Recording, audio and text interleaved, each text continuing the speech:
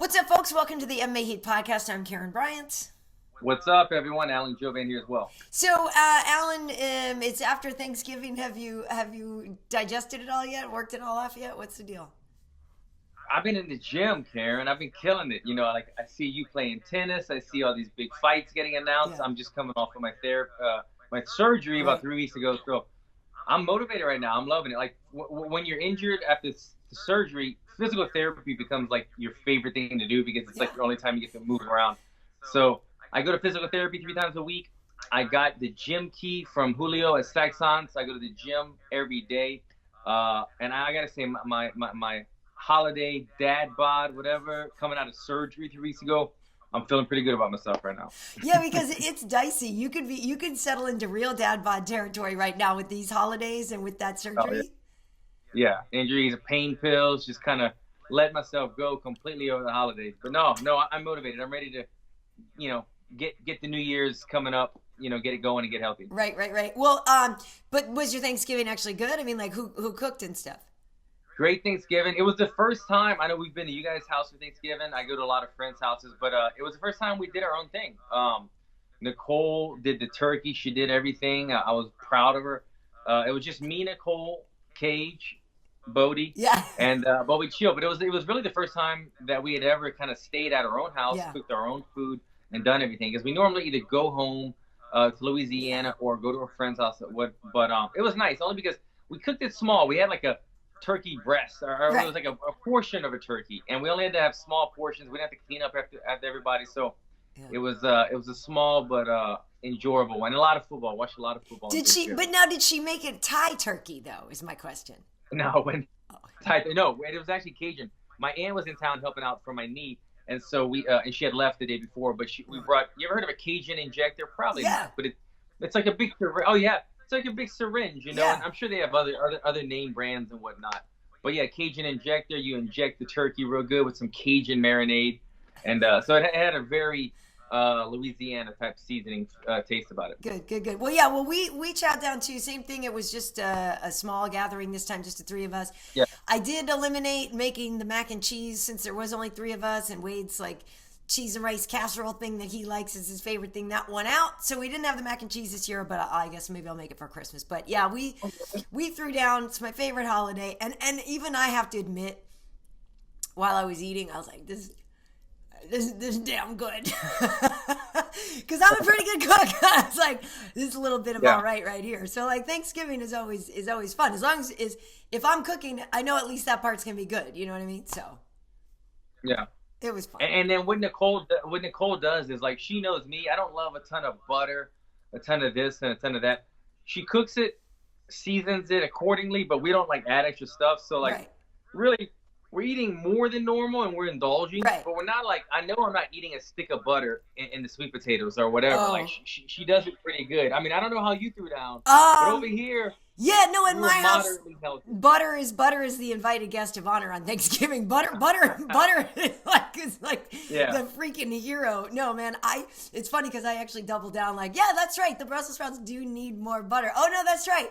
The cornbread in my it actually does need more butter. No, that's the day. That's like the ultimate cheat day on the planet for me. So the butter, everything. But I make everything from scratch, even the cranberry sauce and everything. The gravy is all of it's from scratch and stuff. So if I'm doing it, I'm doing it right. And it's good. It's good. But yeah, so I think but to your point, yes, a lot of it is sort of healthy things like it's sweet potatoes, it's turkey, it's stuff like that. But it's just that, this time the sweet potatoes have butter in them. But So before we get into it, did you guys start decorating for the holidays for Christmas? No, not yet. And I'm enjoying your Pooh Bear back there with your. No, I need to start. I'm definitely one of those people who doesn't start Christmas decorating until after Thanksgiving, and usually well after. But now since it's officially December, I will start. So I will get on that. But you're definitely ahead of me already. We did the decorations. I didn't do a tree. We went to buy a tree yesterday. I normally buy a real tree.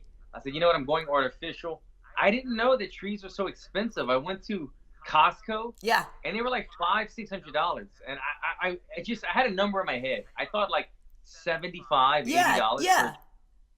That's the number. So when I saw $400, $500, $600, $700, it scared me. And I go, no. I said, let's just leave. I went online Amazon or whatever, and I found like a $90 7-foot tall tree. I don't know. You have to do it online. Apparently, I don't know. Costco's not the place to go for trees, even though it was Black Friday weekend. Right. But so what I'm getting is we didn't do our tree yet. We still got to do all that, but I'm waiting for it to get delivered. Yeah, well, so we are real tree people here. Have always sorry, I don't know. That sounds like so prejudicial. We're real tree people. Yeah, no, so we usually get a real one, but a lot of time we just go down to the Home Depot or Lowe's or whatever and get one because we don't, there's some of the expensive lots or whatever. We keep it kind of real and just go to there. Yeah. But to your point, yes, online you can get, I think Target has the artificial trees. Did you go with the hot pink one though, is my question, or did you go? They have like hot pink Christmas trees and stuff, the artificial. Yeah, no, it's good. Definitely not. We're trying to go sophisticated this year. We're going for the first year ever all white lights. That's high end for us. Normally we have like the 2-year-old like decorated Christmas tree with every color light and like ornaments that Paige made in kindergarten and all that stuff. So, but you're going all white. You're classing it up. We're trying. Yeah, we'll see. But no, we will get on that. But this weekend, it's back to the face punching. We of course have some fights down in DC that we can talk about a little bit here. Maybe talk about some matchups. Obviously, we at this point everybody knows the just horrible tragedy of what happened with Walt and his daughter Anaya. May she rest in peace. And so we know that Walt, dropped out of this fight some time ago, obviously. And Jairzinho Rozenstruik is coming in to face Alistair Overeem. And a lot of people are kind of like, Jairzinho who and what's the deal? But the guy, got in the UFC. He's had 3 fights already, finished all 3 people. I believe all 3 people were finished in about a minute and a half total. Yeah. The last one was Arlovsky at UFC 244. He's from Suriname. A lot of big punching power. And it is interesting. Obviously, it's a big, a very different kind of opponent from Walt. But, with Alistair being such a veteran, you kind of wonder if that will shake him. Because lately, he seems to be a much more smart, sort of deliberate strategist of a fighter anyway. Much different fighter than he used to be. I mean, he was always talented, Overeem, and technique. His technique was always sharp. But I think he just used that athletic and muscular advantage that he had on everybody and kind of beasted on a lot of people. Back in the day, he always loved the knees, but he seemed to be a lot more measured and calculated these days, is Overeem. Rozenstruik, this guy, we talked about him recently on the UFC Now. If you guys haven't watched, check out the episode, UFC Now on Fight Pass. We broke this guy down, and when his name gets thrown at you, it doesn't always ring a bell. Jairzinho, Rozenstruik. I know you can't even say the name to begin with, right? And honestly, if you look at him, his name doesn't really match. Like I that's not who I would have picked for Rozenstruik or whatever. But this guy could fight, and the thing that I'm so intrigued about him is I want to see like his natural punching power, how good it really is, because he blows my mind how he puts guys down on the floor with a jab. Yeah. With good timing, the power of a jab. I believe he has a kickboxing background, but his power is so prevalent inside of the cage. When he touches guys, they fall. Right. And although Overeem, excuse me, is such a technician. Again, Overeem won the Glory Heavyweight Grand Prix. Probably the most decorated kickboxer, and definitely in the heavyweight division, but it might even be inside the octagon that we have. Yeah, he's amazing. The belts and what his accomplishments are. Yep. But Rozenstruik, I mean, this guy only needs to land one time, and we've seen in the past that Overeem's chin is not quite what it used to be with all those years of fighting. So, it's a young guy and a new guy in the UFC, not a new guy to the fight game, but a new guy to the UFC against the veteran in Overeem. But I feel like it's going to be a very competitive fight right here. Yeah, I'm sorry. A couple things. I was just about to sneeze here, so you saw me going like, I just was wanted to remind myself of everything because, like you said, Alistair is one of the most decorated people that we've ever had inside the octagon, and the guy has just been going forever and ever and ever, and you kind of forget sometimes. Like, you could almost argue like he's the kind of guy that forgot more than half the people in the UFC have even learned, but it's true. For a while it was about his chin and everybody thought he was getting chinny. But then it seemed like he either just started to fight smarter or I don't know if you take some time off and you can power your chin back up, right? But I think it's a little bit of both. Yeah. But I mean, I'm saying like it is interesting to me how much smarter and stuff he seems in a way. Like, I guess that's something all of you guys have to do as you age in your career, right? You can't just still be the wild man in there. But it's interesting to me, and I feel like a lot of people look at Alistair, and he has such a history that you could almost be overwhelmed by that, right? Like, you're fighting this historic guy. Like, I don't know what Jairzinho thought of him, right? What if he's a guy that, oh my God, I always looked up to Alistair. Like, it's going to be interesting to find out his relationship to Alistair, like what he sees of him, what he perceives of him, and how much he might be like, oh crap, I'm actually fighting the guy that's the reason I'm in here. Do you know what I mean? And that happens sometimes. And that could be 100% true. I'm curious to see some of the build-up as we go into fight week with it. And correct me if I'm wrong, when we did the UFC Now show on these guys, right. I think we mentioned that Rozenstruik comes from a kickboxing background. Am I correct on that? Yeah. So you might have hit the nail on the head right there. I mean, honestly, if he's coming from a kickboxing background, you know who Alistair Overeem is, especially if you're in the heavyweight division. I mean, the man, like we said, he won glory. He was the, what was it, Pride or one Strikeforce heavyweight champ, Strikeforce heavyweight champ, yeah. Strikeforce, but also the one in Japan, right? That I'm blanking on, but. I mean, the man has carried the torch for a while, and he was one of the most exciting prospects to come to the UFC when he got here. Yeah. So you might be right. It could be as much as a mental thing. Like, Alistair might be somebody that he always looked up to, or it could be the opposite, somebody that he's always wanted to square off with, and now he's getting his chance. Yep. Yeah, and it's a tough goal for Alistair, though, because, I was at his fight in St. Petersburg earlier this year when he had to fight Alexei Oleinik. He wasn't supposed to fight Alexei. That was a reschedule, and so he was supposed to face Volkov there. Volkov couldn't do it, so Alistair faced Alexei, and those two are old friends and kind of training partners, so that was... Alistair won. It was anticlimactic, too. In a way, he didn't really even want to fight his friend anyway, and whatever. And so now with him getting a change in opponent from Walt to Jairzinho, like, I definitely wonder how Alistair is feeling about this whole thing. If he's frustrated at all to not be getting the ranked, bigger name brand opponent that he's supposed to be getting here, because if he's also trying to make a last run for the title, I'm saying that I don't know how many more years he wants to keep doing this, but I have to feel like there might be a certain amount of frustration with him, and obviously you're the fighter here. Sometimes that can affect people's motivation, right? Motivation in camp. So I am curious what he's been thinking about these last couple fights, and obviously the one with Alexei was sort of more of a last minute thing. Had a little more time to think about this, but I do wonder, like, if Alistair's like, really, man, can I just get a ranked guy now? Can I get a guy that matters? Yeah. No, I get what you're saying. I mean, obviously with that one being kind of last minute, and then this one. Having an opponent change because of the unfortunate reasons with Walt.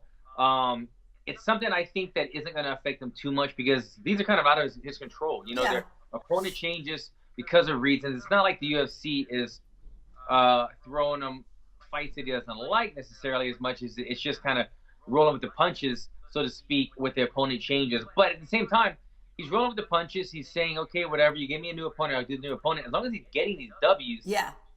And you know how it is in the heavyweight division, Karyn.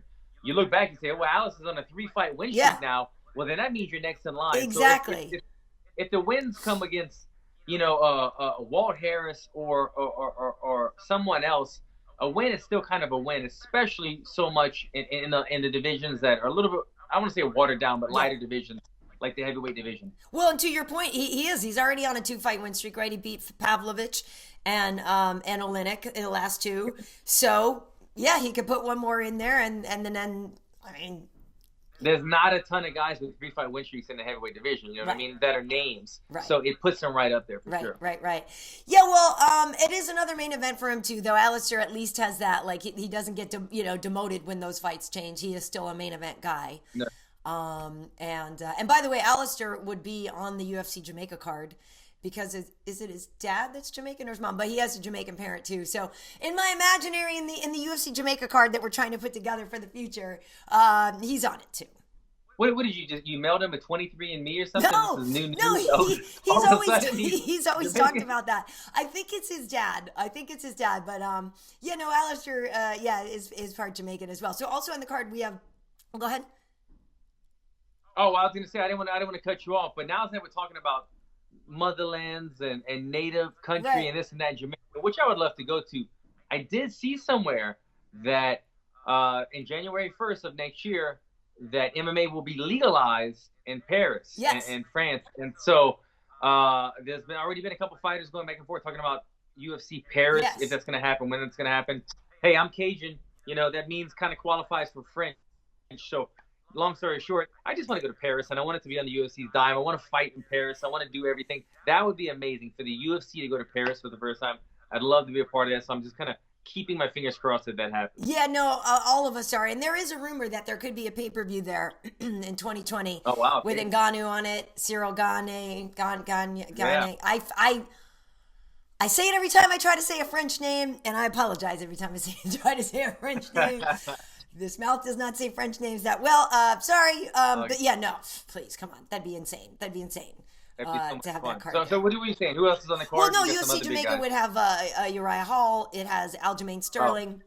Dan Hot Chocolate Roberts, Touch and Go is on that too. He just fought. We were just in Brazil, so he's on it. Rude Boy's on it too. And then who else there is? I see. Now I did it again. I forgot somebody. Anyway, there's about 5 guys right now that have some Jamaican heritage and stuff in there. So, I mean, it would be amazing. Aljamain and I have been talking about it for a while. We got to make it happen. I mean, how cool would that be? I imagine it'd be a lot of guys in the UFC all of a sudden claiming Jamaican. I know, yeah, Cub. Yeah, we were talking about it on Twitter, and even Cub was like, "I'm down," like I know. I'd be like, "Yeah, man." Me too.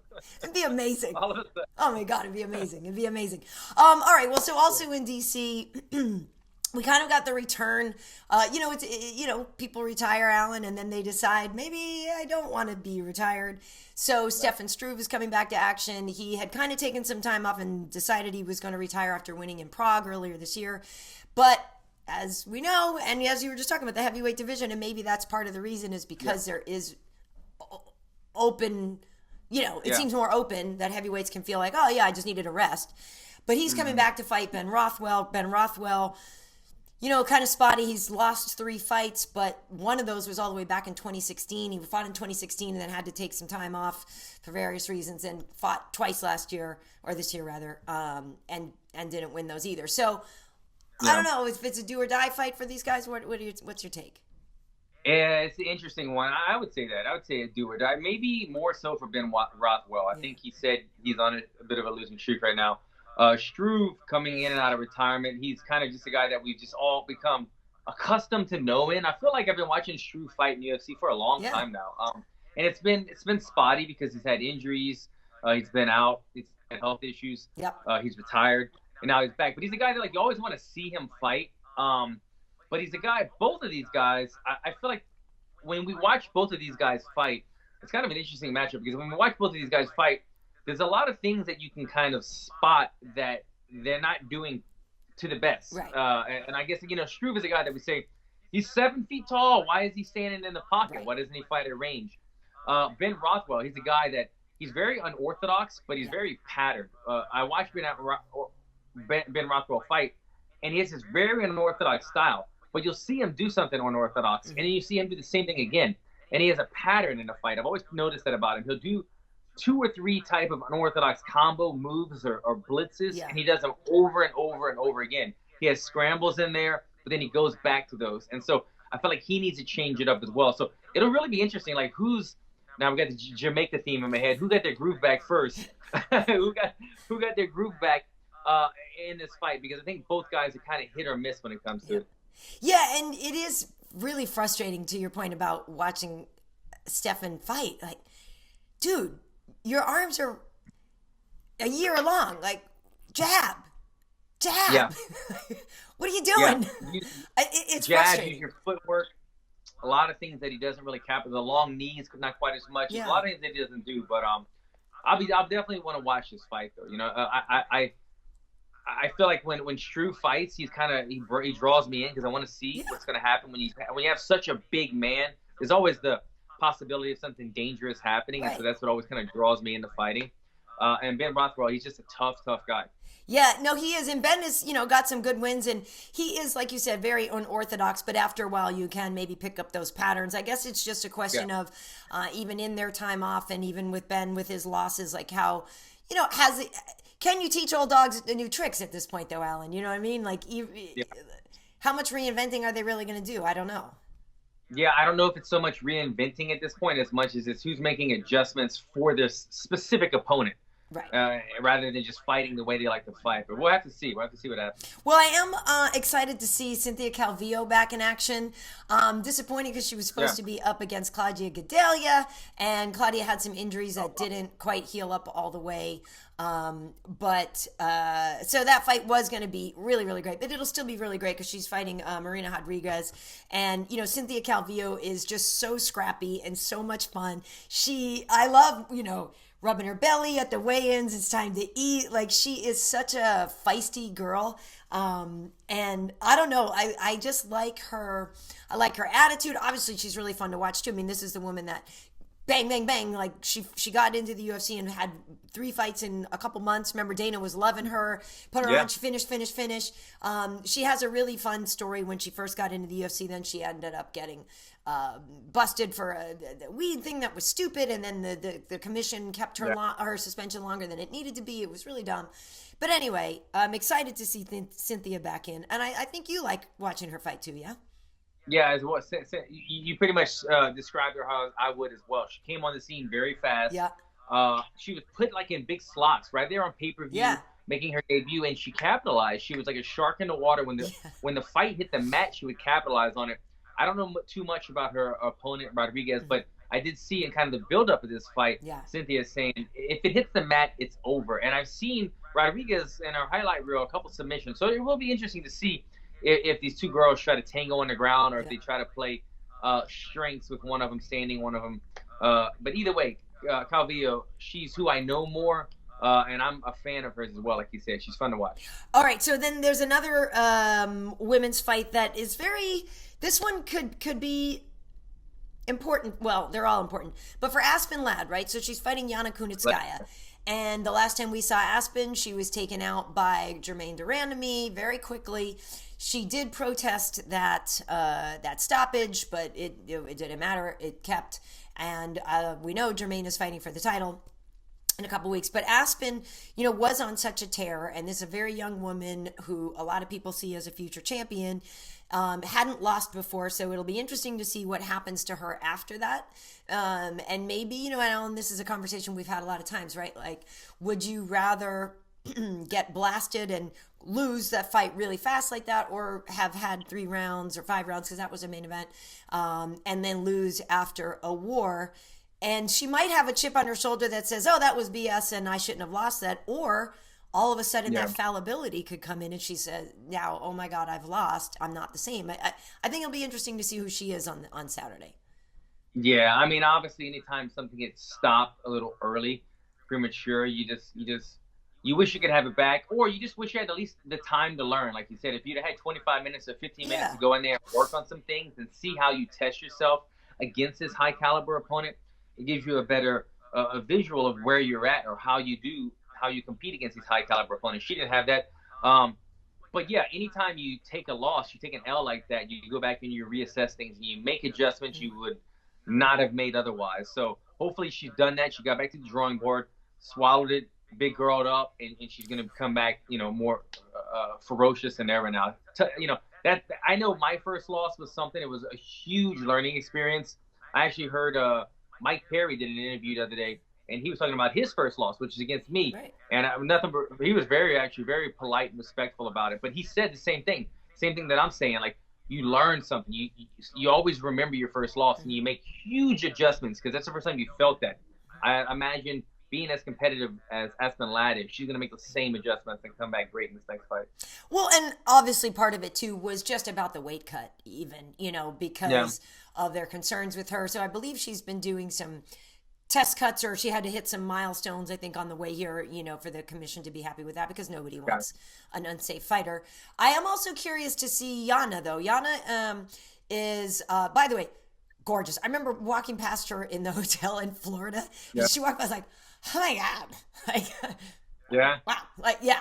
Wow. I don't remember. I gotta look her up. I gotta see. Beautiful girl. Well, you gotta fight Thiago Santos for her now if you're trying to get into there, because he's recovering from his knees, though. You might be able to beat him right now, right? Yeah. That's one way to put it. Yeah. Check. But yeah. So she's been kind of nursing him back to health after his surgeries, and now you can see they're doing a lot of videos and stuff, training together, and he's been helping her. And she already was a tough girl. And I don't know. I'm just curious to see how this goes, because Yana is a woman who maybe hasn't gotten as much attention as some other people in the division, but she is very good. And this could be a turning point fight for her as well, with a high profile opponent like that, in a beatable situation, right? And now I'm just curious to see who she is right now, because Yana's been doing some decent things, and I'm just kind of curious to see how she puts it together. Also, I'm trying to see who else here on this one you might be. I'm a little bummed that we're not seeing Carlos Condit versus Mickey. I mean, I know Carlos is a guy because he was supposed to fight Mickey, and then you know Mickey well, but you know Carlos, but Carlos had to drop out of that one, so it's not happening. But did they not find Mickey an opponent? Yeah, no, I think Mickey's just off it. So they just scratched it. He's not fighting. Yeah. Mickey doesn't have a. I wonder why they didn't. No, interesting. Pretty sure, unless something changed, because I did. Yeah, I mean, I don't ever. Oh, we got you. Yeah, so I think we're just done. It's just not happening. So unfortunately. Yeah. I remember seeing in the news when Carlos did get injured, and they said UFC was currently seeking a new opponent, but yeah, I guess it didn't get made. Yep.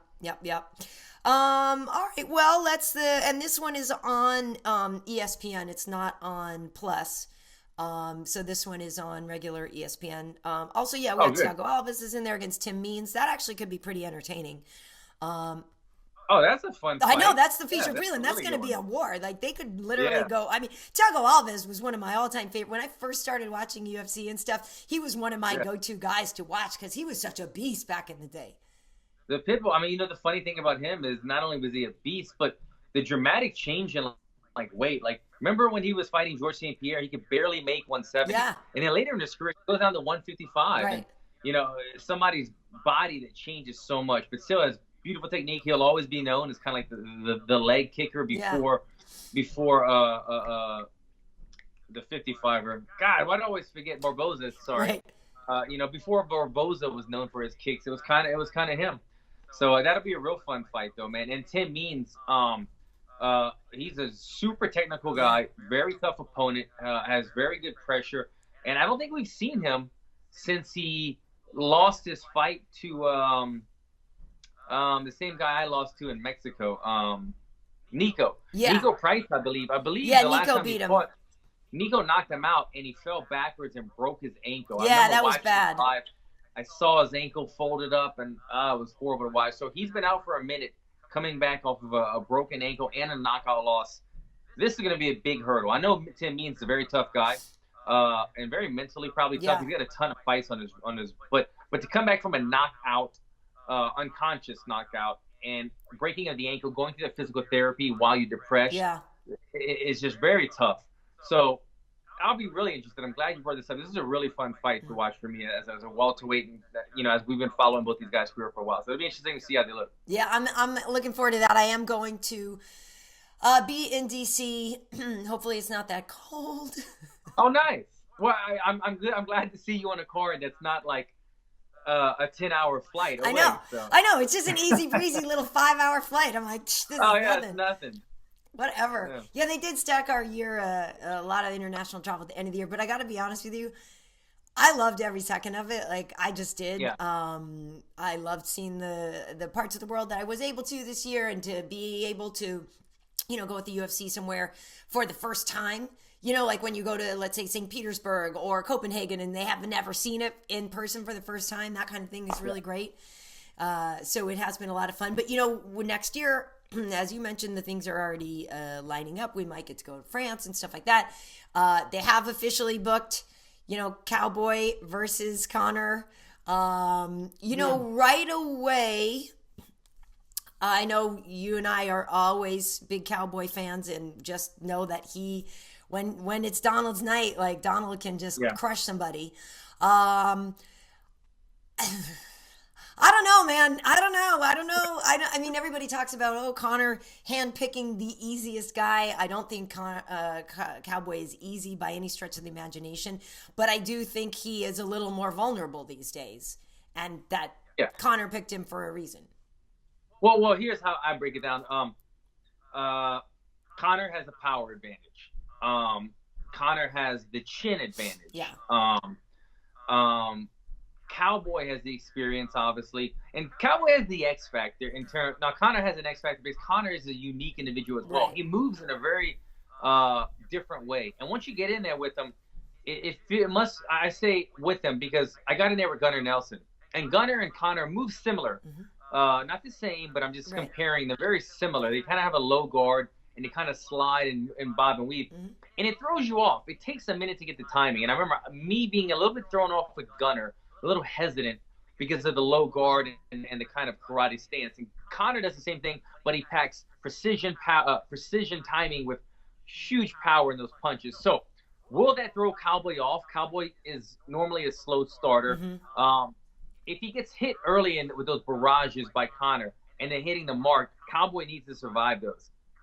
If Cowboy could get Conor into the second and third, fourth, fifth rounds, that's when we're going to see the Cowboy that we love emerging, because that's what he does so well. He does so good in those scrambles. He does so good and starts setting you up with the low kick, the switch kick, head kick. But I think if Cowboy is going to do it, he's going to have to get it done later in the fight. So he's going to need to survive early. Conor, I think, needs to get Cowboy out early. I don't think he's going to do as well. Cowboy has always done pretty good in those later rounds. But it's a fun fight. I mean, it's funny how this has kind of been on tap for like a year, it seems. And finally, it actually got confirmed. Yeah, I'm excited for it, and I am one of those people who definitely believes MMA is more fun with Conor in it. I like him active. I like the guy. Unfortunately, there have been things happening outside of the octagon, accusations, some things, I guess were disproven, some I don't know. So that makes it more complicated, right? We have some other figures like that in the sport who are incredible fighters and who there's a lot of things you like about them, but maybe some things have happened outside that give you pause or make you question it. Strictly speaking about him as a fighter and as a personality in the UFC, I love when Conor's around. It's great. It's really fun. He's entertaining as hell. But I am curious to you. Go ahead. No, what was I going to say?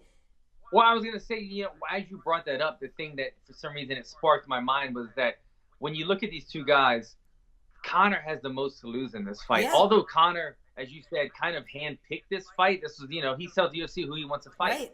He wants to fight 3 times next year, and Cowboy was the first of his fights. So in a way, this is Conor in his mind saying, I'm handpicking this guy. I want to win this fight, win one more and another. That's the road to where I want to be. So he's kind of looking at Cowboy as his tune-up fight. I mean, let's be realistic about it. This is his tune-up fight after a long layoff. Cowboy doesn't see it that way. This is a big payday for Cowboy. Cowboy loves the limelight. Cowboy loves the any person, anytime, anywhere. It's the biggest money fight probably of Cowboy's career.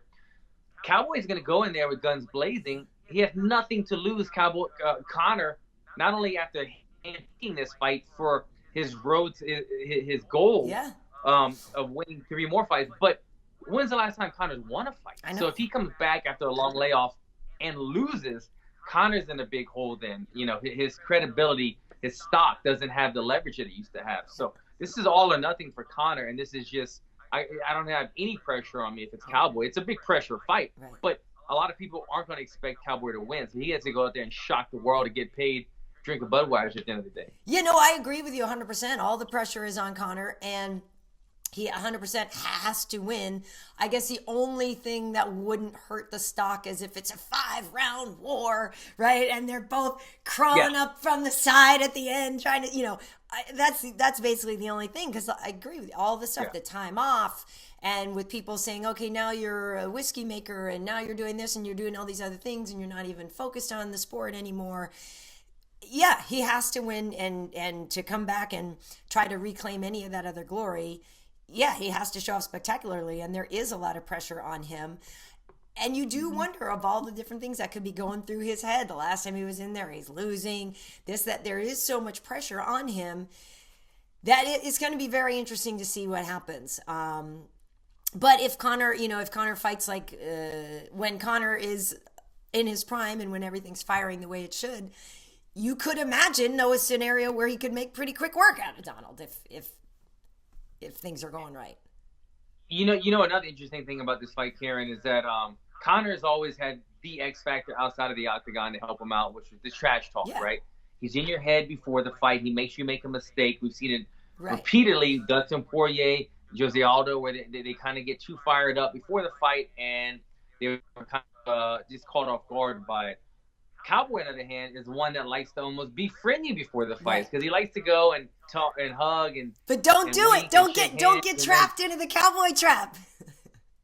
Exactly. And Conor, so far, even though the fight build-up hasn't really got momentum moving yet, thus far, Conor is being completely kind to him and happy and respectful, not to the traditionally, arrogant and aggressive Conor that we used to seeing. So it'll be interesting to see if he flips the switch at some point. If Conor at some point says, you know what, no more friendliness, no more fun. I'm going to try to get in the Cowboy's head. I'm going to try to make him make a mistake. Or does he just think that Cowboy's too much of a veteran to fall for? But right now, it plays in Cowboy's favor. They're being very friendly, and Cowboy loves that. Yeah, no, it is playing into Cowboy's favor, but we are still, a ways away from the fight. I'm sure Conor will ramp it up. But yeah, at this point, everybody's pretty much figured out that when you're in there and you're buddy with Cowboy is when you're going to lose because you want him. You don't want him to feel comfortable. So you have to put the pressure on him. So yeah, I don't know. It's gonna be it'll be interesting. I'm glad at least they've announced it and it's coming back. Conor's coming back, and then we could just kind of go about our business. You know what I mean? And obviously they also announced that Tony and Khabib. How many times have we tried, Alan? How many times have we tried? But they're gonna fight in April 18th. What do you think? I don't know. I'm excited for the fight, obviously. It has to happen. It's I don't know. It's almost like the John Jones DC. Well, no, that's more of a bitter, nasty rivalry. Right. But it's like sometimes John Jones doesn't make the fight or this or that. And, with these two guys, the fight just never happens. But it'll be interesting to finally see how does Tony compare to Khabib when it comes to the scrambles. Is he going to be able to do something from his back? I don't think so. But will he be able to have success in the scrambles? I do think so. Throwing elbows while they're getting up, things like that. He could catch Khabib. And we saw in the Poirier fight, even though in my mind, I thought Poirier had one of his worst fights as far as how good he really is. I didn't think he showed the world how good he really is. I didn't think his wrestling looked as good as it normally does. I didn't think his headspace was in the right space. But he still put Khabib in some of the worst danger that we've seen. He had him in a tight choke, and he still caught Khabib on the feet because he just walked forward and said, I'm going to punch him. And he punched him and hurt him. And I thought it was almost the end of the fight. It was second round or so. So what I'm getting at is Tony Ferguson possesses those same skills, those same traits of putting on a deep submission in a scramble or just walking in the punches, walking forward on the feet, saying, I'll take a punch to give a punch because Tony Ferguson has much longer arms. So I think Khabib, even though he looked dominant against Poirier, he was somewhat exposed. And I think Tony Ferguson is looking at that, and he's drooling. He's saying, these are moments that I could capitalize in this fight. Yeah, I mean, for the longest time, I thought Tony was the guy to beat Khabib. But that's also just because I'm like a wicked big Tony Ferguson fan. You know what I mean? Like, I just think the guy's awesome. I just think he's awesome. So maybe it was that I liked the idea of somebody who's that out there, you know what I mean, being our champ. Because Tony is a unique character. And he brings so much fun to the game. And he is a person that I've always thought is just must watch, right? Must watch. Yep. And so is Khabib for what he does. Like, you kind of, I mean, you know what he's going to do, but you're sort of like, wow, is he going to do it again? Yeah, he absolutely is going to maul somebody again. Wow, there he goes. But it is going to be interesting to see what happens when somebody like Tony, who isn't necessarily afraid of being on the ground, and yeah, maybe you don't want to be on your back, but at least he's certainly not afraid to be on the ground, won't panic, has crazy long arms and legs, you know, that Darce, we love that Darce, that he gets people halfway dropped and then, you know. I love Tony's ability to scramble. I love his improvisation. I think there's a lot about him that makes this a winnable fight for him. I guess the thing I don't like, Alan, is that it was like, yeah, awesome, cool, they're going to fight in April. Like April? Like, Oh, really, April? dude? Like, Yeah. I don't know. I can't get excited. I'm like, honestly, I'm excited, but there's a part of me that's like, yeah, okay. You know, I hate that we've been burned so many times. It's just April feels kind of far away. But that's part of it. That's why I can't get too excited just yet because it's so far away. If they were saying it was going to be January 18th or something, Right. then we're like, holy crap, this is going to happen, and we're starting to count the days. But right now, there's way too much. We got a whole quarter of the year ahead of it, and so many things could happen until then. But I like that, you know, the ink is dried. Yeah. It's on there. I'm just going to wait and see. I'm excited. All right, well, so yeah, that does it for now. Like I said, we'll be going to DC, you and I, and Marvin Vittori. We did some UFC Nows the other day that are on Fight Pass.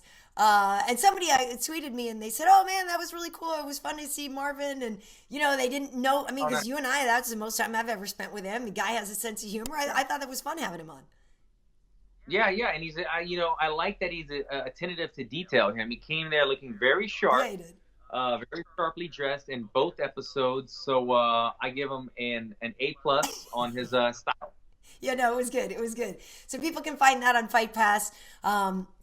You know, on MMAHeat.com, we have some interviews, but we've been doing the No Wrong Answers, which is where we ask people a few random questions. Got a fun one with Karyn that's up there, and that has kind of a Thanksgiving theme on one of them. But we have a lot of fun ones up there, and we have some more to put out, but we have like Rumble Johnson and Claudia Gadelia and Justin Gaethje and Frankie Edgar, just kind of doing things, talking about anything from like, in Karate Kid, would they have swept the leg? You know, do they think they were aliens at Area 51? Like guilty pleasure stuff on your TV, all that kind of just fun, random stuff. So people can check a bunch of those out on MMAHeat.com as well. Now, Alan, are you doing like more of a journal too for your recovery? You've been filming some stuff and showing some of your PT and stuff, right? A little bit. I've been documenting some of it. Not as heavy. It's funny because I saw a couple people on Instagram that documented their injury. I mean, it was like day 1, day 5, and showing the range of motion. I thought it was very interesting. For somebody like me who was about to have the same procedure, I found it very interesting. But for me, going on like my 9th surgery now, I'm just like, all right, let's just do the damn thing. I'm going to the gym, so I'm not quite documenting as much, but I'm keeping people in the loop. I'm, 3 weeks, almost 3.5 weeks out, and I'm way ahead of schedule, killing it right now. And I spoke to Sean Shelby the other day. Nice. And let him know, look, my apologies that I'm injured, but I plan on doing everything I can in this physical therapy to get my knee back, and then having something early next year or sometime next year. And he said, we'll be here for you. Nice. So just all I can do right now is get healthy. So that's what I'm doing. Yeah, I mean, everybody needs a rebuilding year. Maybe this year didn't shake out to be exactly what you hoped for fight-wise, but you laid the ground, you did some other things, and it is what it is. Yeah, and I'm always staying busy with stuff, so that's what I'll keep doing. Absolutely. Well, like I said, you've started your Christmas decorations. I have not. Are you going to start your shopping right away, though? Are you the guy that's like already knows how to get everything done? I'm about done. No? I pick up my phone. I order a couple of things. I'm done. I think I really am. I don't have that many to shop for, really and truly. I've got a lot of family in Louisiana, but we're not buying for all of them. It's really just Nicole and Cage and a couple others. So I'm about done. By the way, just to our viewers, if you've been hearing like a loud thunder for the last couple of minutes, that's my dog snoring on the couch. I hit him with a football. He didn't even stop snoring in the middle of the podcast. But just letting you guys know if you're hearing some weird sound. Nice. It's not me. Did Bodie get a plate on Thanksgiving? Did you make him a plate? We let him lick the plates. But we didn't fix him a whole one. Oh yeah, no, Harmsy got her own little plate of turkey and stuff. Oh, nice. Which then, I mean, she was wiped out after eating it. She had like a little bit of it, and then that dog. Oh, that turkey. Yes. No. Yeah.